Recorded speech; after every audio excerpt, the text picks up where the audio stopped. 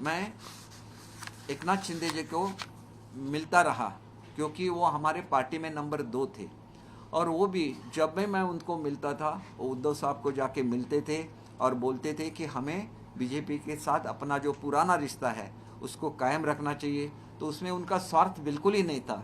मैं तो जो महसूस कर रहा था कि उनका स्वार्थ बिल्कुल नहीं था। वो जाके वो बात कर रहे थे।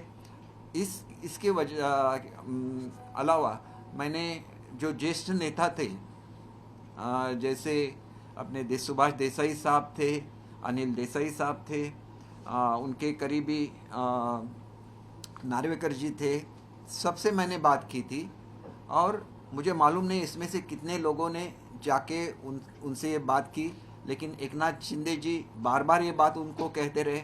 और उसके बावजूद भी जब ये नहीं हुआ और एकनाथ शिंदे जी चले गए, तो तब भी मैं मुंबई में था।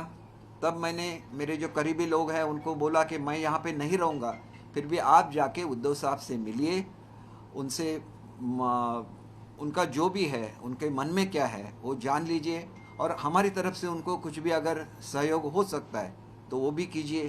तब उनके ध्यान में जो बात आई उद्धव साहब के साथ बात करने के बाद, तो उनका ऐसे कहना था कि आप एकनाथ शिंदे जी को बाहर रख लीजिए और हम लोग जुड़ जाएंगे। तो ना तो बीजेपी के नेता इसके लिए एग्री होते, ना तो हमारे सब एमएलए इसके लिए एग्री होते, इसीलिए ये बात आगे नहीं चली।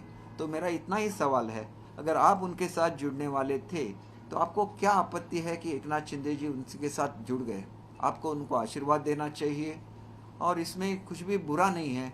आपकी विचारधारा एक है और आपको इकट्ठा रहना चाहिए। ये महाराष्ट्र के हित में है, ये देश के हित में है, क्योंकि महाराष्ट्र को प्रगति का इंजन बोला जाता है भारत का।